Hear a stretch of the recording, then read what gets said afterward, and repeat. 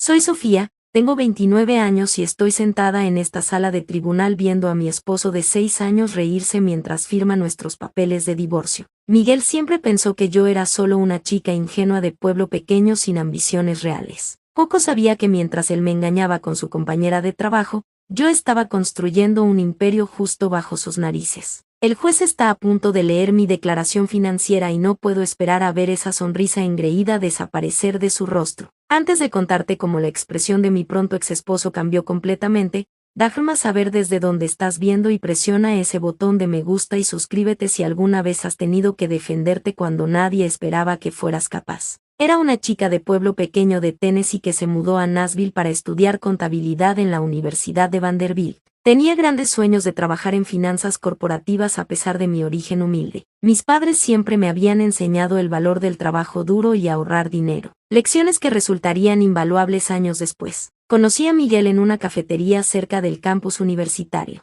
Estaba allí estudiando para un examen de análisis financiero cuando él se acercó a mi mesa. Era un estudiante de derecho de tercer año de una familia tradicional de abogados de Nashville. Irradiaba ese tipo de confianza que solo viene de nunca haber tenido que preocuparse por el dinero ni un solo día en su vida. Tienes potencial, solo necesitas la orientación correcta. Fueron sus primeras palabras hacia mí, mirando mi libro de texto de contabilidad extendido sobre la mesa. En ese momento, pensé que era un cumplido. Ahora me doy cuenta de que fue tanto un insulto como una vista previa de toda nuestra relación. Parecía perfecto, ambicioso, encantador, exitoso, y aparentemente interesado en mí a pesar de mi trasfondo ordinario. Nuestro romance fue vertiginoso. Miguel me llevó a restaurantes que nunca podría costear, viajes de fin de semana a Gatlinburg, y me introdujo a un estilo de vida que solo había visto en películas. Pero desde el principio, constantemente estaba mejorando mis gustos y círculo social. Criticaba mi ropa de tarjeta, sugería que me cortara el cabello de una manera más sofisticada, y hacía comentarios sutiles sobre que mis amigos de la universidad tenían una visión del mundo limitada. Estaba ganando un ingreso modesto trabajando medio tiempo como asistente de contabilidad en una firma pequeña.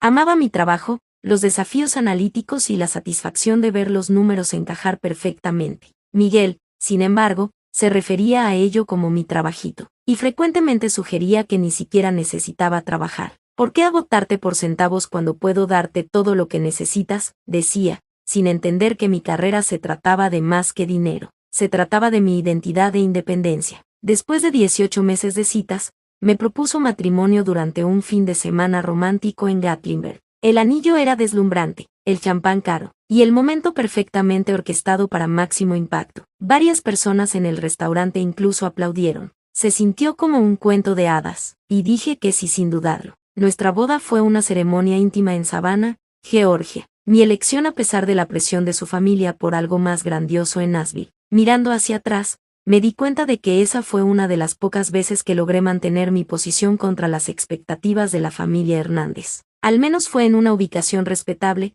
aunque fuera simple, comentó su madre, Esperanza, con una sonrisa tensa que no llegaba a sus ojos. Ese fue mi primer sabor real de cómo su familia me veía, como alguien que no era lo suficientemente buena para su hijo. Después de nuestra luna de miel en el Caribe, nos mudamos a su casa en Belmed, uno de los vecindarios más exclusivos de Nashville. Todo era elegante, caro y frío, muy parecido a su familia. Traté de agregar toques personales, fotos, arte colorido, plantas. Pero Miguel prefería la estética minimalista que mostraba riqueza en lugar de nuestra personalidad como pareja. Las primeras señales de problemas aparecieron en cuestión de meses. Miguel cuestionaba cada decisión de decoración que hacía. Criticaba mi elección de amigos, y hacía comentarios sutiles sobre mi carrera. La contabilidad es tan común, dijo una vez después de conocer a algunos de mis colegas. Tienes el potencial para ser excepcional, pero lo estás desperdiciando en teneduría de libros para empresas que nadie conoce. Traté de encajar en su círculo social. Las esposas de otros abogados y ejecutivos que pasaban sus días comprando en spas o planeando eventos de caridad,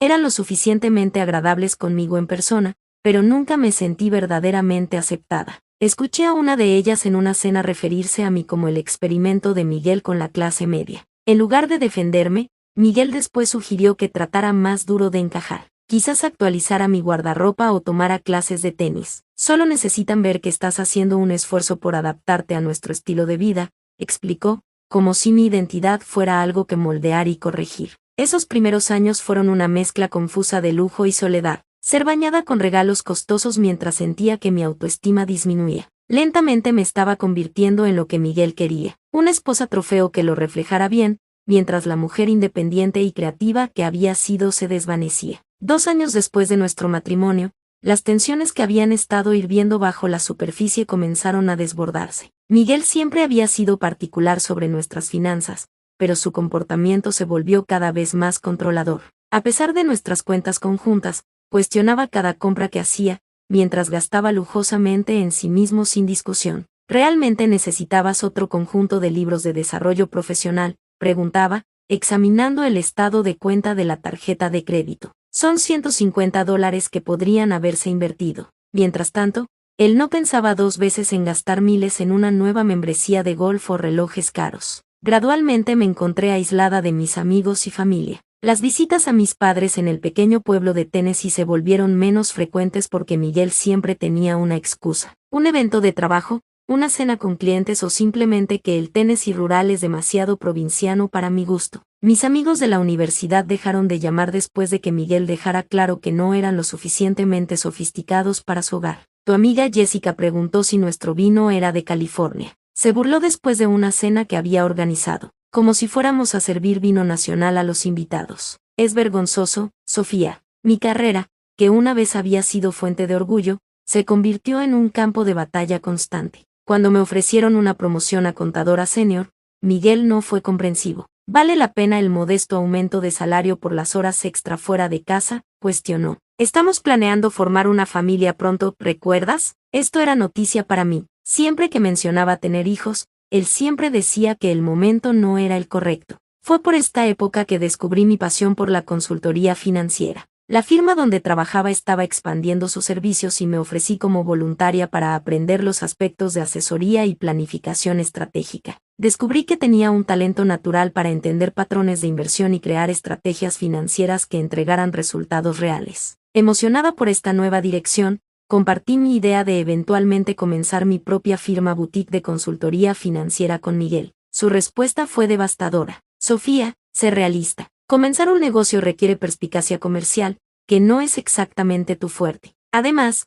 la mayoría de los pequeños negocios fallan dentro del primer año. ¿Por qué arriesgar lo que tenemos? Nuestros enfoques del dinero destacaban nuestras diferencias fundamentales. Miguel creía en el consumo conspicuo, la dirección correcta, el auto correcto, los lugares de vacaciones correctos. Todo para mantener una imagen de éxito. Yo, con mi crianza de clase media, creía en ahorrar, invertir sabiamente y encontrar valor en lugar de solo etiquetas de precio alto. Cuando se acercaba nuestro tercer aniversario, las noches tardías de Miguel en la oficina se convirtieron en la norma en lugar de la excepción. Cliente importante, análisis de mercado, reportes trimestres. Sus excusas variaban, pero su ausencia permanecía constante. Comía sola la mayoría de las noches. Me iba a la cama sola, y cada vez más vivía la vida de alguien soltero, pero con el escrutinio financiero de un niño recibiendo una mesada. Nuestra primera discusión verdaderamente importante llegó después de la reunión anual de Navidad de su familia. En el viaje de regreso en auto, su madre había preguntado puntualmente cuándo le daríamos nietos. Mencioné que estaba lista cuando Miguel estuviera, solo para que él cambiara suavemente el tema. Cuando lo confronté en casa, su reacción fue fría. Los niños son una responsabilidad y gasto masivo, dijo, aflojándose la corbata. Con tu carrera modesta y las expectativas de mi familia, cualquier hijo nuestro necesitaría fondos fiduciarios, educación privada, las conexiones correctas. No estamos ahí financieramente aún. ¿No estamos ahí aún?, cuestioné genuinamente confundida. Miguel, tú ganas 6 cifras. Tu familia tiene riqueza generacional. ¿Qué estamos esperando? Su respuesta fue reveladora. Mi dinero no es el problema. Tú aún no te has establecido apropiadamente. ¿Qué contribuirías al futuro de un niño? El dolor de sus palabras se enquistó por días. Su actitud desdeñosa hacia mi carrera, insignificante, llamó a mi salario durante otra discusión. Solidificó algo en mí. Necesitaba independencia financiera, no solo para mí sino para mi cordura. Esa semana abrí una cuenta bancaria separada en un banco diferente. Establecí un pequeño depósito directo de mi sueldo, no lo suficiente para que Miguel se diera cuenta si revisaba nuestras cuentas conjuntas, pero lo suficiente para comenzar a construir algo propio. Simultáneamente, comencé a educarme sobre independencia financiera. Leí libros sobre inversión, tomé cursos en línea gratuitos sobre gestión empresarial y me suscribí a boletines sobre emprendimiento. Todo esto lo hice en modos de navegación privada, cuidadosa de no dejar rastros digitales para que Miguel descubriera. La mujer que una vez había sido conquistada por gestos grandiosos y cenas caras lentamente despertaba a la jaula dorada en la que vivía y planeaba su escape, un pequeño paso a la vez. Mientras Miguel continuaba sus noches tardías en el trabajo, comencé a sentar las bases para mi independencia. Usando mis crecientes ahorros separados, registré una pequeña entidad comercial, Soluciones Financieras Sofía,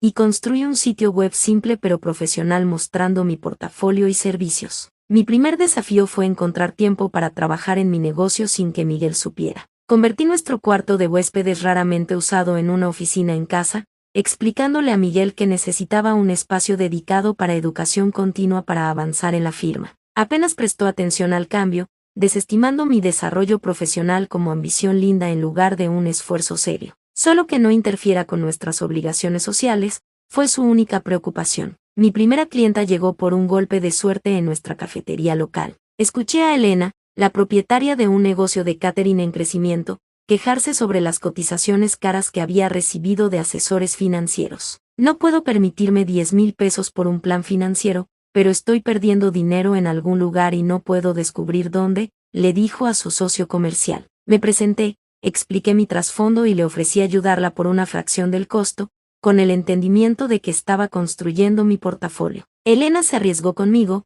y los resultados excedieron las expectativas de ambas. Identifiqué ineficiencias en su flujo de efectivo, reestructuré sus términos de pago con proveedores, y creé una estrategia de inversión para sus ganancias que aumentó sus retornos en 40% en el primer trimestre. La transformación fue lo suficientemente dramática como para que me refiriera a otros dueños de pequeños negocios en su red. Trabajar con Elena no solo me dio mi primera historia de éxito, sino también una amistad genuina, algo que había estado perdiendo en el círculo social curado de Miguel. Era auténtica, trabajadora, y apreciaba mis habilidades de una manera que mi esposo nunca había hecho. Tienes un don, Sofía, me dijo durante un café un día. Entiendes el dinero de maneras que ayudan a personas reales a construir riqueza real. No dejes que nadie te diga lo contrario. Trabajé noches tardías mientras Miguel estaba en sus viajes de negocios cada vez más frecuentes. Convertí nuestro vestidor en una oficina improvisada para llamadas de clientes, usando mantas para amortiguar el sonido. Cada nueva clienta era tanto emocionante como aterrorizante. Emocionante porque mi negocio estaba creciendo. Aterrorizante porque el descubrimiento significaría confrontación. La curva de aprendizaje fue empinada. Cometí errores, cobrando de menos por proyectos complejos, ocasionalmente prometiendo demasiado en plazos. Pero aprendí rápidamente. Cada cliente me enseñó algo nuevo sobre dirigir un negocio, sobre establecer límites, sobre valorar mi propia experiencia. Usé mis ahorros para invertir en software esencial y certificaciones, ocultando cuidadosamente los cargos entre gastos domésticos o haciendo compras en efectivo. Mi lista de clientes creció constantemente en el curso de un año, principalmente a través de referencias y boca a boca. En lugar de gastar las ganancias, reinvertí la mayoría de vuelta en el negocio y comencé a apartar una porción para inversiones estratégicas. Miguel permaneció inconsciente, atribuyendo mi creciente confianza a finalmente adaptarme a nuestro estilo de vida, en lugar de satisfacción profesional. Un momento crucial llegó cuando trabajé con una fundadora de startup tecnológica,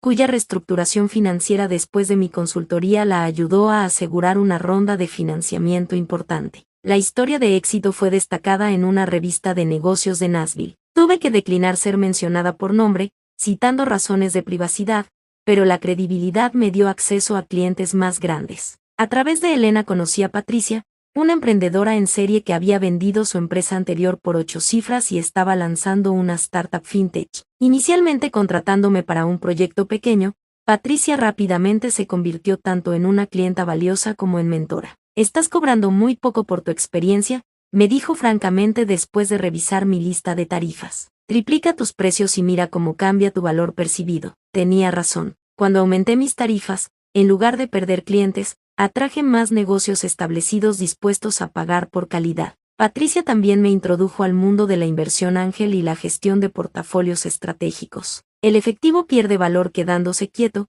explicó. Necesitas hacer que tu dinero trabaje para ti. Bajo su guía, comencé a hacer inversiones estratégicas en empresas emergentes, incluyendo la nueva empresa de Patricia, que se enfocaba en herramientas de planificación financiera impulsadas por IA. Comencé con pequeñas cantidades, pero a medida que mi negocio creció, también lo hizo mi portafolio de inversiones. La euforia de ver tanto mi negocio como mis inversiones crecer era intoxicante. Por primera vez desde conocer a Miguel, me sentía verdaderamente viva, con propósito e independiente. Estaba construyendo algo valioso enteramente por mis propios méritos. Durante este periodo, mantuve la apariencia de ser solo la esposa de Miguel en funciones sociales. Asentía cortésmente cuando las esposas discutían sus viajes de compras y comités de caridad. Asistía a sus cenas de trabajo y desempeñaba el papel de esposa comprensiva impecablemente, todo mientras dirigía un negocio en crecimiento desde nuestro hogar y tomaba decisiones de inversión que alterarían el curso de mi vida. Mi vida doble era agotadora pero empoderadora.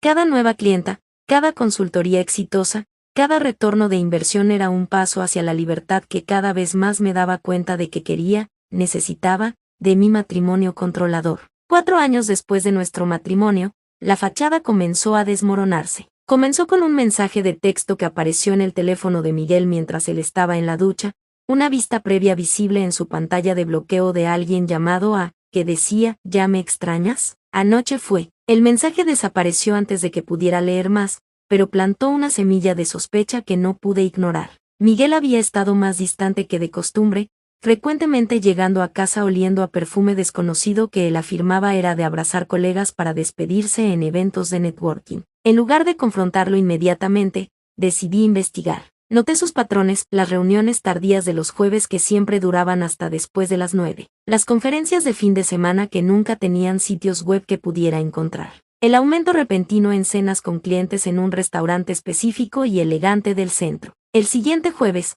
le dije a Miguel que estaba visitando a Elena para ayudar con un evento corporativo especial en su empresa de catering. En lugar de eso, estacioné mi auto cerca del restaurante que él frecuentaba y esperé. A las 8:30, su BMW entró al estacionamiento. 10 minutos después, un Mercedes rojo llegó y una mujer con cabello rubio salió. Incluso desde la distancia, reconocí a Amanda, su colega de la firma de abogados. Los vi abrazarse de una manera que los colegas nunca lo harían. Lo vi besarla en el estacionamiento antes de que entraran al restaurante juntos. Mis manos temblaron mientras tomaba fotos con mi teléfono. Mi estómago un hoyo vacío de traición y confirmación. Les di 30 minutos antes de caminar hacia el restaurante. Estaban en una mesa del rincón, su mano sobre la de ella, inclinándose íntimamente. Me acerqué silenciosamente, mi corazón latiendo tan fuerte que estaba segura de que todos podían escucharlo. Esto explica las reuniones tardías, dije, mi voz sorprendentemente estable. Miguel se echó hacia atrás, su rostro ciclando a través de shock, culpa y finalmente estableciéndose en molestia por ser atrapado. Amanda tuvo la decencia de verse avergonzada, recogiendo su cartera y murmurando algo sobre usar el baño. Sofía, esto no es lo que parece, comenzó Miguel, usando el mismo tono suave que empleaba con clientes difíciles. ¿En serio? Porque parece que estás cenando con tu novia mientras tu esposa piensa que estás trabajando. La conversación que siguió fue surreal. Miguel ofreció una disculpa a medias, afirmó que era solo físico, y tuvo la audacia de culparme por su infidelidad. Has estado tan envuelta en tus pequeños proyectos de contabilidad, dijo, bajando la voz mientras los comensales vecinos comenzaron a notar nuestra atención. Te has vuelto aburrida, Sofía, sin ambición. ¿Cuándo fue la última vez que hiciste un esfuerzo en nuestro matrimonio? Dejé el restaurante sola, manejando sin rumbo por horas antes de regresar a casa. Miguel regresó pasada la medianoche, ofreciendo promesas de terminar el affair, sugiriendo consejería, incluso proponiendo una segunda luna de miel. Por razones que no entendí completamente entonces, fingí considerar la reconciliación. Necesito tiempo, le dije, lo cual no era mentira. Necesitaba tiempo, no para perdonarlo, sino para planear mis próximos pasos. Las semanas que siguieron fueron una clase magistral en engaño de ambas partes. Miguel se volvió temporalmente atento, trayendo flores, sugiriendo citas nocturnas mientras yo comenzaba a consultar con abogados de divorcio durante mis supuestas reuniones con clientes. Rebeca, una formidable abogada de divorcio recomendada por Patricia, expuso la realidad de mi situación. Tennessee es un estado de distribución equitativa, explicó. Sin un acuerdo prenupcial, el tribunal dividirá los bienes conyugales basándose en lo que consideren justo, no necesariamente igual. Aprendí sobre nuestros enredos financieros, la complejidad de divorciarse de alguien con dinero familiar y la importancia de documentar todo. El conocimiento es poder, especialmente en el divorcio, dijo Rebeca. Mi recopilación cautelosa de información llegó a un alto abrupto cuando Miguel descubrió mi historial de navegación en nuestra computadora compartida. Había olvidado usar navegación privada para una búsqueda. Proceso de división de bienes en divorcio de Tennessee. Su ira fue inmediata y aterrorizante. Me acorraló en nuestra cocina, agitando su teléfono con la captura de pantalla que había tomado. ¿Es esto lo que has estado haciendo? ¿Planear divorciarte de mí y tomar mi dinero? Su rostro estaba rojo, una vena pulsando en su frente. Permíteme aclarar esto, Sofía. No tendrás nada sin mí, nada. Los abogados de mi familia se asegurarán de eso. Permanecí calmada, lo cual solo lo enfureció más. No estoy planeando nada, Miguel. Solo estaba investigando después de lo que pasó. ¿No harías lo mismo? Pareció apaciguado por mi explicación, pero la amenaza permaneció entre nosotros. Esa noche moví todos mis documentos comerciales importantes a almacenamiento seguro en la nube y comencé a transferir registros digitales a unidades que mantenía en una caja de seguridad que Miguel no conocía. El descubrimiento final llegó 3 semanas después. Mientras organizaba nuestro armario, una tarea en la que Miguel nunca participaba, encontré un recibo de joyería metido dentro de sus zapatos de vestir. Era de Tiffany & Co., fechado 2 meses antes, por una pulsera de diamantes de tenis que costaba casi $12,000. Nunca había recibido tal regalo. Incluso sabiendo sobre el affair, esta evidencia de su inversión tangible en otra mujer dolía de una manera que no había esperado. El recibo mostraba que había gastado nuestro dinero, supuestamente nuestro dinero, en Amanda. Antes de que pudiera procesar esta nueva traición, escuché la puerta principal abrirse. Voces. Miguel y una mujer riendo en nuestra entrada. Permanecí congelada en nuestro armario mientras entraron a nuestro dormitorio, claramente no esperando que estuviera en casa a mitad del día. Salí para encontrar a Miguel y Amanda abrazándose al pie de nuestra cama, la cama que habíamos compartido por 4 años. Sofía, exclamó Miguel, sin molestarse en alejarse de Amanda. Se supone que estés en el trabajo. Tomé mediodía, respondí, sorprendida por mi propia compostura. Claramente debería haber llamado primero. Lo que siguió no fue la confrontación emocional para la que las películas me habían preparado. En lugar de eso, Miguel se volvió fríamente pragmático. Bueno, esto me ahorra tener que tener una conversación difícil, dijo, enderezándose la corbata. Quiero un divorcio, Sofía. Amanda y yo estamos planeando un futuro juntos. Su confianza era absoluta mientras delineaba sus términos. Él generosamente me permitiría conservar mis artículos personales y un pequeño acuerdo que me ayudaría a ponerme de pie. La casa, nuestras inversiones, incluso los muebles que habíamos comprado juntos permanecerían suyos. Mis abogados estarán en contacto, concluyó, aparentemente confundido por mi falta de histeria o súplica. Deberías encontrar otro lugar donde quedarte comenzando esta noche. En realidad, dije, como esta también es legalmente mi residencia, me quedaré. Tú y Amanda son bienvenidos a encontrar un hotel.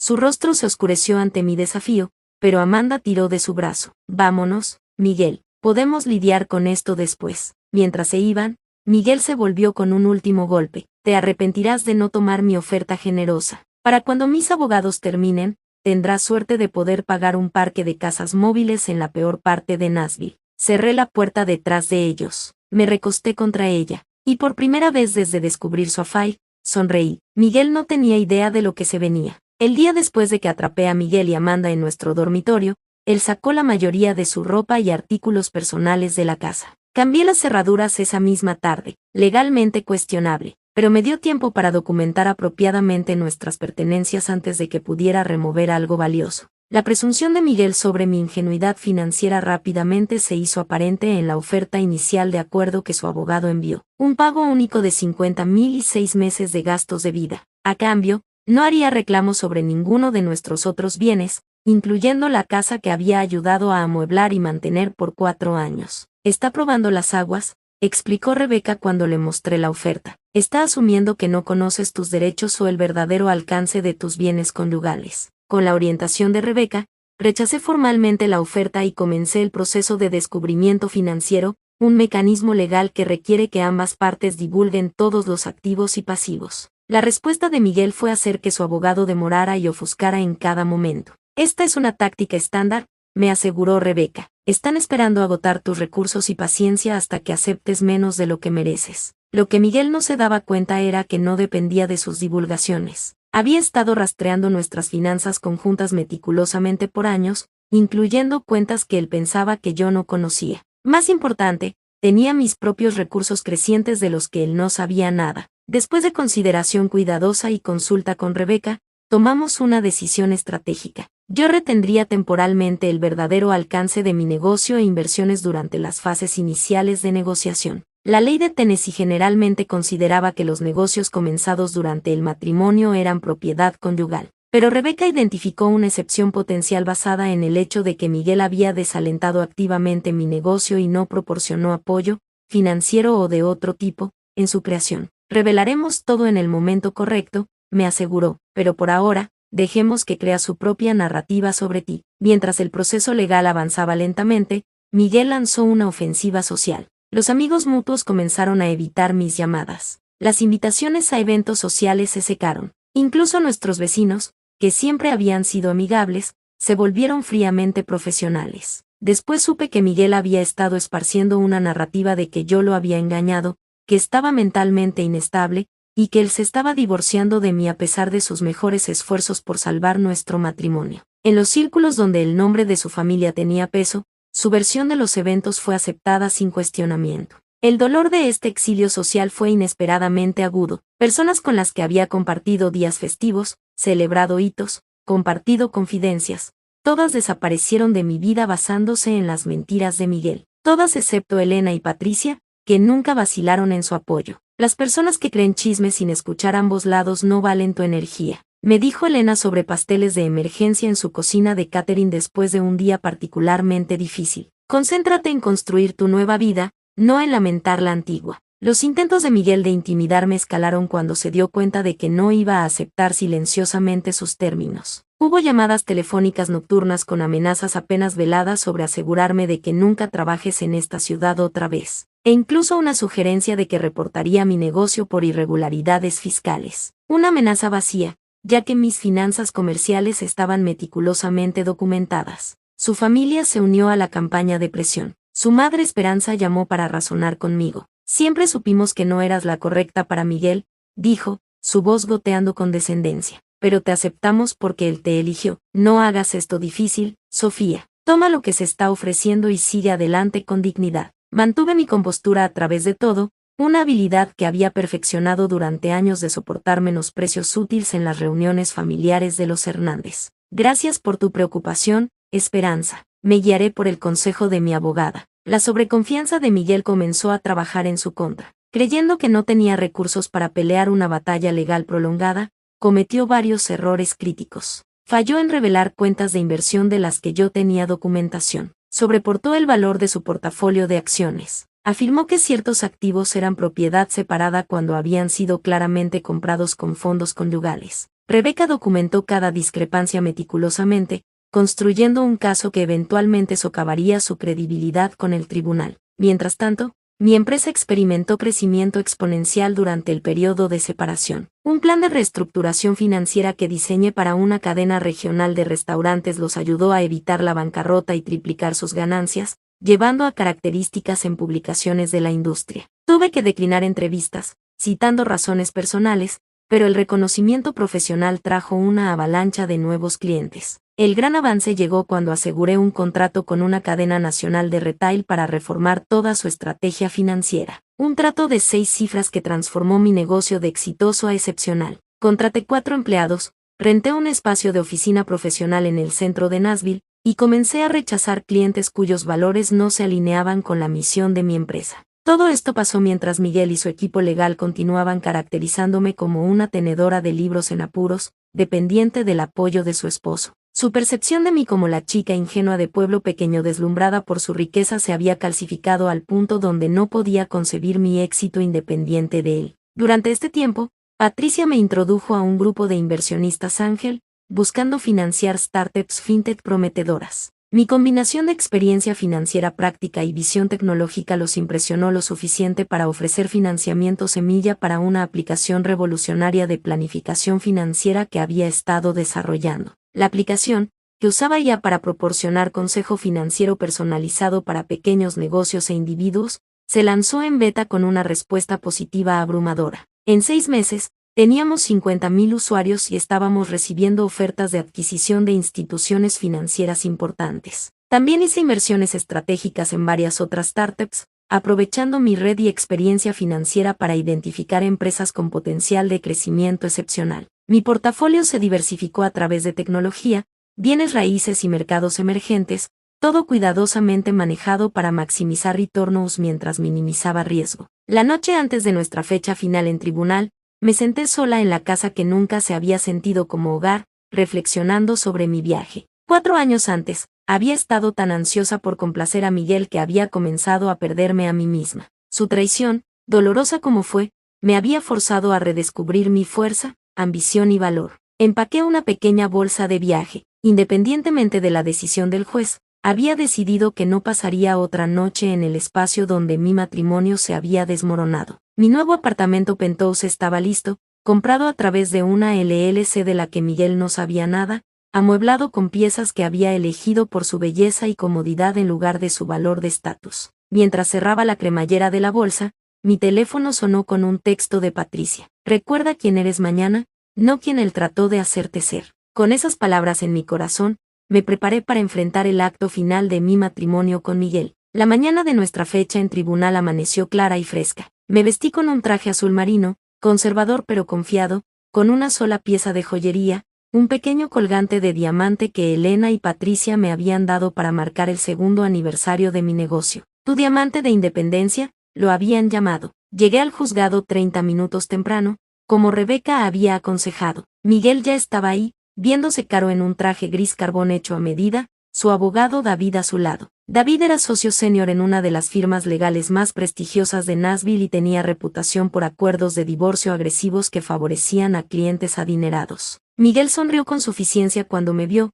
inclinándose para susurrar algo a David que hizo reír a ambos hombres. Su confianza era palpable. Creía que esto era meramente una formalidad antes de su victoria inevitable. Rebeca llegó momentos después, impecable en un traje borgoña que resaltaba contra los colores apagados del juzgado. A diferencia de David con su equipo de asociados junior, Rebeca trabajaba con precisión y propósito, irradiando una competencia silenciosa que me había tranquilizado desde nuestra primera reunión. ¿Lista?, preguntó, su expresión no revelando nada a ojos observadores. Más que lista, respondí. La sala del tribunal de la jueza Catherine Williams era intimidante en su austeridad. La jueza misma, una mujer en sus 50 con cabello plateado y ojos penetrantes, tenía reputación por justicia pero poca paciencia para juegos o exhibiciones emocionales. Cuando comenzaron los procedimientos, Miguel puso una actuación digna de un Oscar.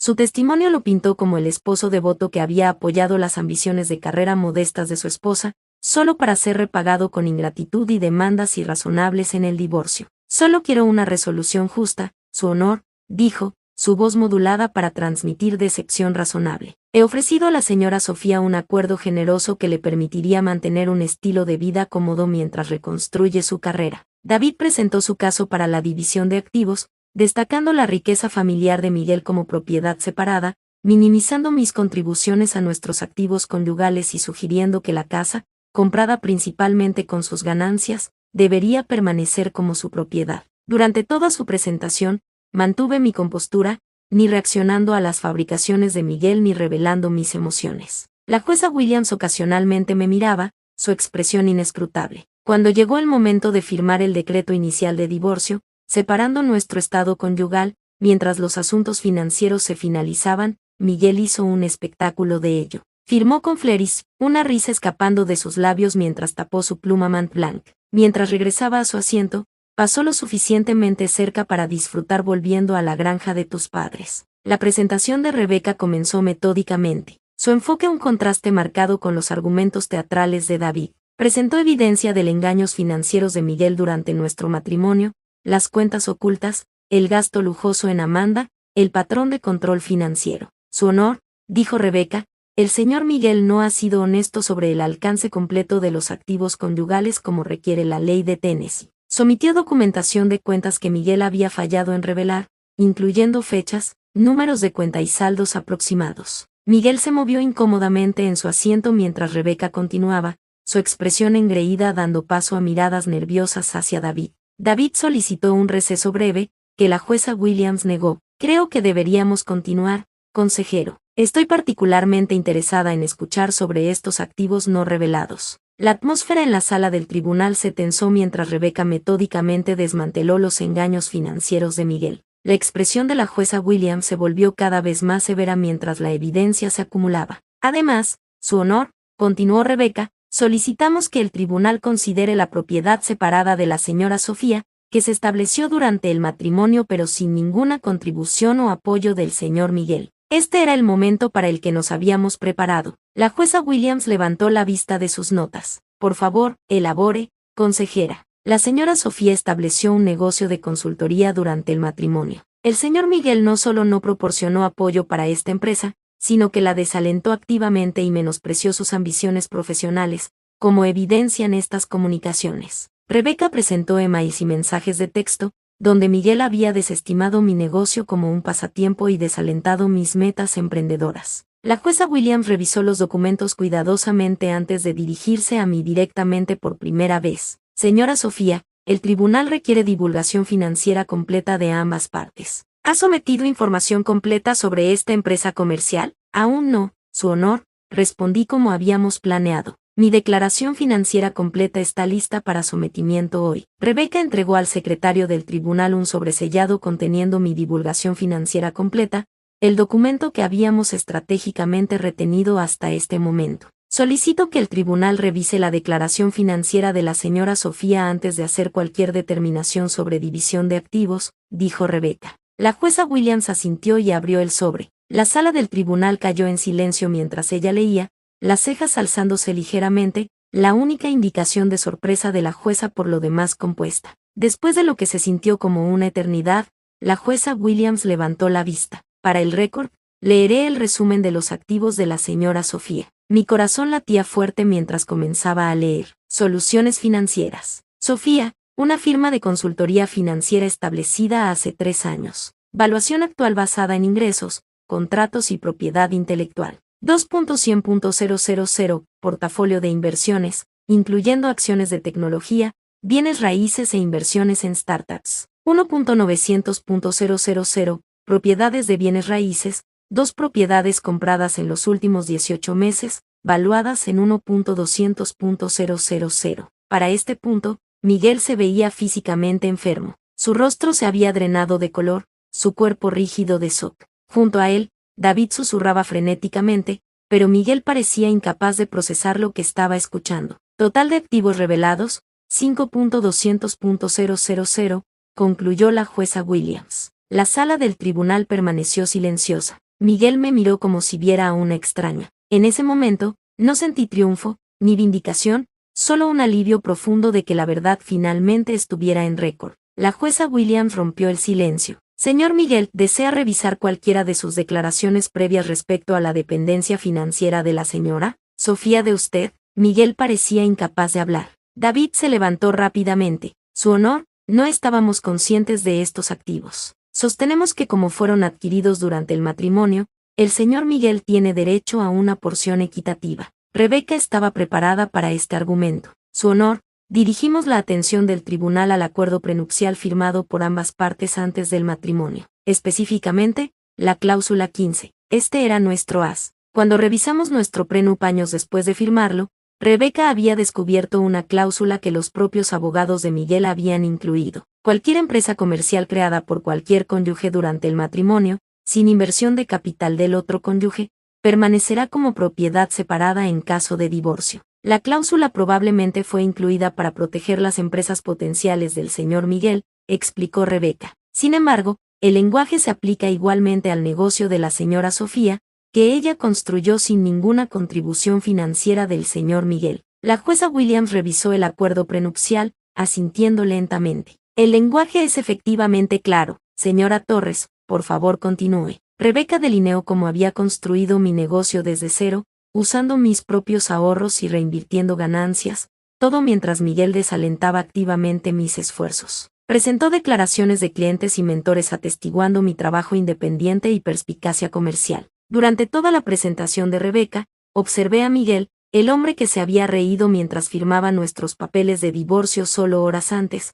ahora sentado congelado. Su comportamiento confiado se había hecho pedazos. Amanda, que había estado sentada en la galería, se escabulló de la sala del tribunal, su expresión inescrutable. La jueza Williams tomó 20 minutos para revisar todos los documentos antes de entregar su fallo. Cuando regresó, su decisión fue clara. Basándose en la evidencia presentada y los términos del acuerdo prenupcial, el tribunal encuentra que Soluciones Financieras Sofía y el portafolio de inversiones resultante constituyen propiedad separada perteneciente únicamente a la señora Sofía. Miguel hizo un sonido estrangulado, algo entre un jadeo y una protesta. Además, continuó la jueza Williams, dado el fallo del señor Miguel de revelar completamente los activos conyugales como requiere la ley, el tribunal está inclinado a ver la división de los activos conyugales restantes en una luz más favorable a la señora Sofía. El resto de su fallo fue un borrón de términos legales, pero el resultado fue claro. Mantendría mi negocio, mis inversiones y mis propiedades. Adicionalmente,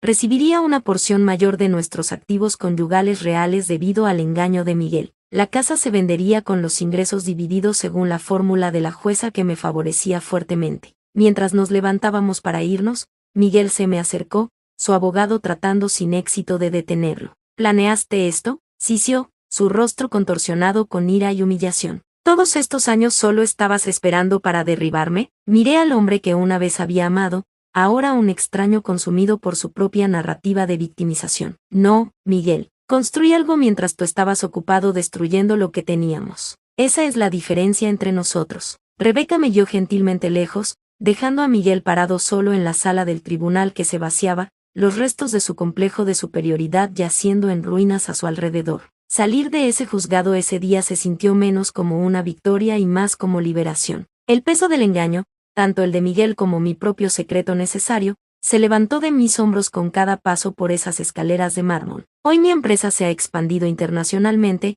mis inversiones continúan creciendo y he usado mis recursos para establecer una fundación ayudando a mujeres a lograr independencia financiera. Miguel intentó la reconciliación una vez que supo mi patrimonio neto, pero había avanzado mucho más allá de la mujer que una vez buscó su aprobación. Si estás viendo esto y enfrentando tu propia encrucijada de subestimación o traición, recuerda que a veces lo que parece un final es en realidad un comienzo disfrazado. Tu valor no está determinado por la incapacidad de alguien más de verlo. ¿Alguna vez has tenido a alguien que te subestimó solo para probarles espectacularmente que estaban equivocados? Comparte tu historia en los comentarios abajo. Y si esto resonó contigo, por favor dale me gusta, suscríbete y comparte con alguien que podría necesitar escuchar que su valor no está definido por la percepción de alguien más. Gracias por escuchar mi viaje. Y recuerda, a veces perder lo que pensabas que querías te lleva directamente a lo que verdaderamente mereces.